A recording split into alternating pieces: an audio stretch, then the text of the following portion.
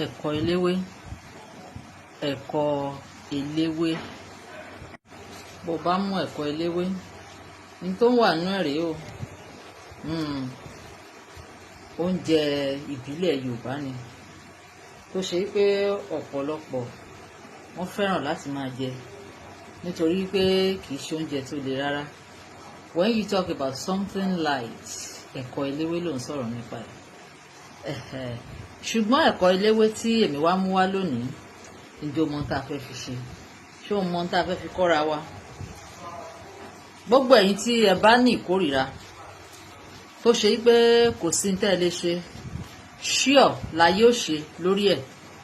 Kò sọ́nà tó lè gbé gbà. Kí ló ṣe? Òun náà láyé fi ń kanlẹ̀ fún ọ.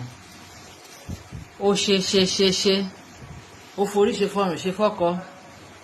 Náà ló padà yọrí sí. Ìkórìíra ni ò jẹ́ wò gbádùn níbi gbogbo tó bá ti dé. Bí gbogbo ẹgbẹ́ rẹ̀ ń ta ọjà tiwọn ní sílè méjì, bó o bá ta tiẹ̀ ní sílè kan, ìkórìíra tí ń bẹ lára tiẹ̀ ó tún jẹ́ kí oníṣílè méjì ó tún ṣáájú wọ́ta tiẹ̀. Wọ́n wá máa gbé tiẹ̀ wò. Kò gbàlàjì kọ́bọ̀. Ìkórìíra ló ń jẹ́ bẹ́ẹ̀. Níbi tí gbogbo ayé ti ń ṣe nǹkan tí wọ́n ń gba yìí, bí wọ́n bá ti gbé tiẹ̀ débẹ̀, in tó ṣe tó dáa ju tiwọn lọ, wọ́n á ní kí ló ṣe? Kó rẹ̀ jù sọ́hùn, bá rẹ̀ dà sọ́hùn. Òun náà ni tí wọ́n fi ń kẹ́yìn ọ̀rọ̀ fún ọ. Ìwọ ló ní iṣẹ́ tí mo mú wáyé.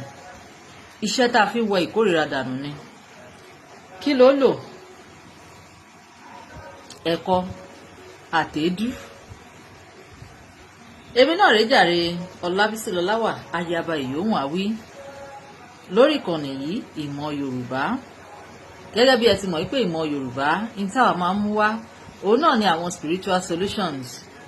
Those things that you can use to free yourself from bondages. Those things that you can use to free yourself from the clutches of the evil ones.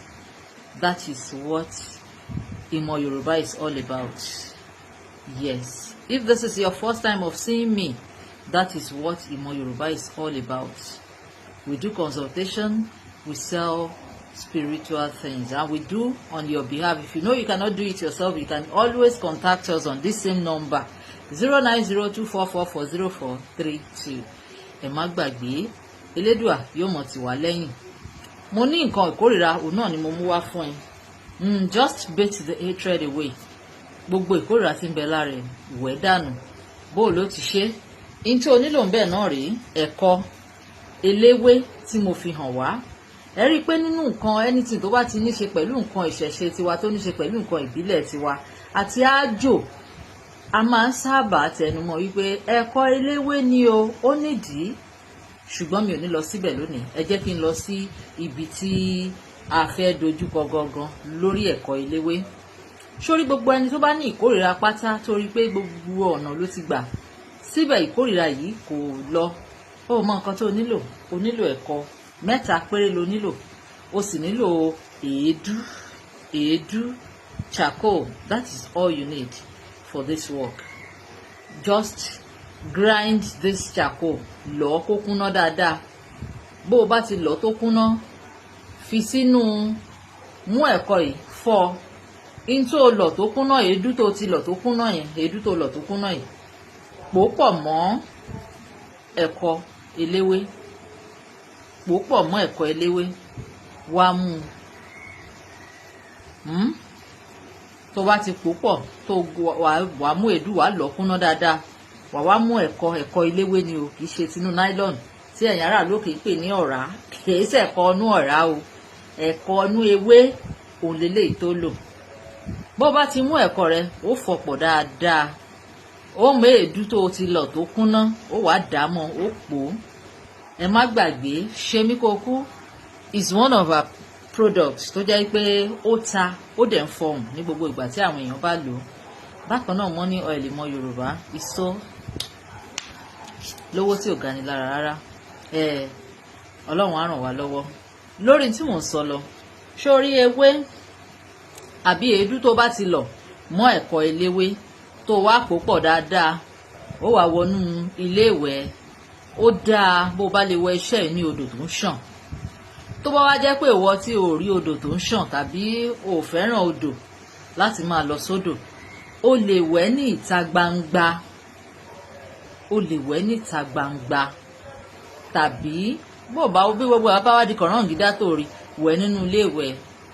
Ṣùgbọ́n kan tó wà ńbẹ̀ ni wípé bó bá ti wẹ̀ tán nínú ilé ìwẹ̀, rí wípé o fi omi ṣan gbogbo ilẹ̀ dáadáa, rí pé o fi omi ṣan gbogbo ilẹ̀ tó ti wẹ̀ dáadáa. Báwo ló ṣe lò ó? Lẹ́yìn tó bá ti fọ tán tó lọ ìdúmọ̀, wà wá mú wà bọ́ra ẹ sí ìhòòhò ọmọlúàbí nínú ilé ìwẹ̀, wà wá fi pa orí, wà fi pa orí láti orí ẹ títí dé ìkànnà ẹsẹ̀, wà mú àtẹ̀kọ àtẹ̀dú tó lọkọ̀ wà fi para. Orí ewé tó wá ti mú ẹ̀kọ, orí ewé yẹn ló máa dúró lé tó ti máa wẹ̀. Orí ewé yẹn gangan ni wà dúró lé tí wà ti wẹ̀. Bó bá ti wá ń wẹ̀ lọ́wọ́, wà máa ní bá a bá jẹ̀kọ, ìṣe la máa ń dárí jewé. Bá a bá ti jẹ̀kọ, ìṣe la máa ń dárí jewé. Bá a bá ti jẹ̀kọ, ìṣe la máa ń dárí jewé o. Ẹ wá yọ̀ǹda ayé fẹ́mi lágbájá ọmọ lágbájá. Ẹ yọ̀ǹda ayé mi fún mi. Ẹ jẹ́ ráyé gbé. Ẹ jẹ́ rógòlò. Ẹ jẹ́ rí ire ṣe. Ó tán bó ti ṣe nìyẹn. Wàá ṣe níjọ́ kìíní, wàá ṣe níjọ́ kejì, ó sì ṣe níjọ́ kẹta. Ló bá tán, lógún bá ṣẹ́. Àsìkò tó bá ti ń wẹ̀ lọ́wọ́ àwọn àlá tó bá ń lá, ìwọ máa rí létí ẹ̀ kó máa wò dáadáa. Wàá rí wípé wàá rí ìtúsílẹ̀, wàá rí ìtúsílẹ̀, wàá bọ́ lọ́wọ́ ogun ìkórìíra pátápátápátá. Ẹ má gbàgbé wípé gbogbo iṣẹ́ tẹ́ bá ti ń ṣe pátá, ẹ̀bẹ̀ àgbà, ó jẹ́ nǹkan tó ṣe pàtàkì. Ìmùlẹ̀ àwọn àgbà ẹ má fi ṣàwàdà, nítorí nínú ilé ayé tá a wà yìí, ọ̀pọ̀lọpọ̀ a máa sọ wípé àbẹ̀ àràgbé ni. Èmi a máa sọ fún wọn pé owó kílò ní tó fẹ́ fi ra ayé gbé. Èmi gbà wípé àbẹ̀gbé láyé. Tó Olódùmarè ọba wá fún gbogbo wa láyé gbé o. Jẹ́ kí ilé ayé rọ̀ wá lọ́rùn. Má jẹ́ àrí nira o. Ẹ̀yin tó láyé náà, tó Olódùmarè kó lé ayé lọ́wọ́, tó ní ẹ ṣe bó bá ṣe wù yín, tẹ́ ẹ wá ń ṣe bó ṣe wù yín, ẹ dákun. Ẹ jẹ́ kí ilé ayé kó rọ̀ àwa lọ́rùn. Èmi Ọlábísí Lọláwà, tilé tọkọtọmọ, ẹ jẹ́ ká yóò rọ̀ wá lọ́rùn. Ẹ má jẹ́ ká yóò ní wá lára. Ẹ jẹ́ aráyé gbé, ẹ jẹ́ aráyé ṣe. Gbogbo ẹ̀yin olólùfẹ́ wa pátápátá náà, ẹ ráyé gbé, ẹ ráyé ṣe láṣẹ Olódùmarè ọba. Ojú tẹ kúkú fi ń wò wá ò ní fọ́, etí tẹ fi ń gbọ́ wá ò ní di. Ẹ má gbàgbé láti tẹ like. Ẹ má gbàgbé láti share. Èmi ò darapọ̀ mọ́ àwọn tó máa sọ pé tó o bá ṣe kò ní ṣiṣẹ́ fún ẹ. Ṣùgbọ́n ẹ̀yin náà ẹ fọmọnìyàn ṣe. Ẹ like, ẹ love, ẹ comment, ẹ share. Olódùmarè ò ní dójú tì wá o. Ìkórìíra kò ní fara wa ṣe lé o láṣẹ Olódùmarè ọba. Gbogbo ń tá bá ti ń ṣe báyìí, ayé á máa tẹ́wọ́ gbà wá. Wọ́n tẹ́wọ́ gbà wá láàárọ̀, wọ́n tẹ́wọ́ gbà wá lọ́sàn-án, wọ́n tẹ́wọ́ gbà wá láṣálẹ́. Ojú ò ní tì wá. Ẹ ṣeun.